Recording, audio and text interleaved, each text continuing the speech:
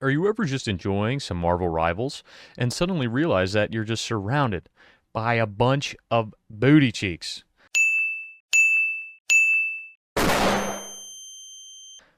Because this happens to me all the time, and I want to know why and when women became over-sexualized in video games. The simple reason could be that companies just want to appeal to their majority audience, which happens to be men, and in the case of Marvel Rivals, this means creating sexualized outfits that can make a load of money. But let's first look at when this issue began. Ever since video games have been a thing since the late 70s, most games at the time, with the exception of something like Metroid, would have their female characters playing the damsel in distress and being sidelined to unimportant roles in the game's narrative. The early examples of this are Princess Zelda, Princess Peach, and Princess Daphne, but a modern example would be something like Ashley from Resident Evil 4. We can attribute this early attitude toward women to the male-dominated gaming industry at the time, which involved men having more opportunities to work on games and create their narratives, which brought outdated gender roles into video games. In the gaming industry, with many stories of unfair treatment and harassment. Take, for example, what happened in Blizzard. California found them guilty of gender-based discrimination and sexual harassment that had to be settled for $54 million. Do you know how much shit you gotta do to pay $54 million bucks? $10,000 to shave a fucking head! Yeah, you want this? You want this? Let's go, Bob!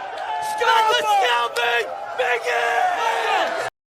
To boil down what a female character was primarily, and still is today, you can say that they were just tokens rather than real fleshed out characters, defined by their visual appeal, and marketing would take advantage of this. By showcasing women in ways that highlighted their sexuality, which made it clear that the game was for the male gaze rather than all players. I would say the genre that has the most offenses of over-sexualizing women is by far the fighting game. Street Fighter, Mortal Kombat, Soul Calibur, Tekken, and Dead or Alive all have female characters who were obviously there only for the male gaze. Also, a few of these franchises' entries have mechanics that remove clothes as characters take damage, making revealing outfits reveal even more. I mean, look at this game. Do you think a woman would see this and think, oh wow, let me play as these nice ladies? No, it's just this guy. Though the most debated character is by far Lara Croft. Myself and many others would say she is a gaming icon who is one of the few women who have their own franchise. But it can also be argued, particularly in her early days, that she is a woman over-sexualized and marketed toward men, which contributed to her popularity, which I and many others also see as true. The publisher of Tomb Raider also never seemed to even try to appeal to women with marketing campaigns like Where the Boys Are, which showed traditionally male-dominated spaces cleared out and that the reasoning was to play the new Tomb Raider game and be with Lara Croft. Another insane piece of information is that the publisher of Tomb Raider had to fight in court to keep Lara Croft out of Playboy magazines and argued that her association with pornography would ruin her image, which is absolutely right, but it also should have shown them how bad the situation was and can still be. You may be wondering why having a couple of sexy ladies in your game is an issue. Maybe you think you're just a chill guy who wants to sit back after a long day and play a game with boobies and booty. The issue is that the over-sexualization of women in video games create harmful ideas that reduce female characters to objects rather than fully realized individuals. It also contributes to serious real-world problems like women and young girls having eating disorders to try and look like an unrealistic woman they saw in a game, or contributing to low self-esteem. Portrayals of women like these also alienate female players from games because I'm sure most women may not want to see these depictions or not play for any reason that may stem from how women are portrayed. It doesn't feel welcoming to see zero relatable characters representing real women in games. There's also plenty of research that shows that this hypersexualized imagery reinforces societal attitudes that trivialize women, contributing to toxic male behavior.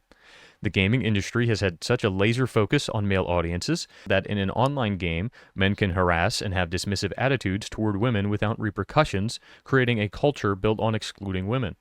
You can argue that creating more realistic depictions of women won't stop this kind of culture, but it is certainly a great step to create a more inclusive culture for everyone in the gaming sphere.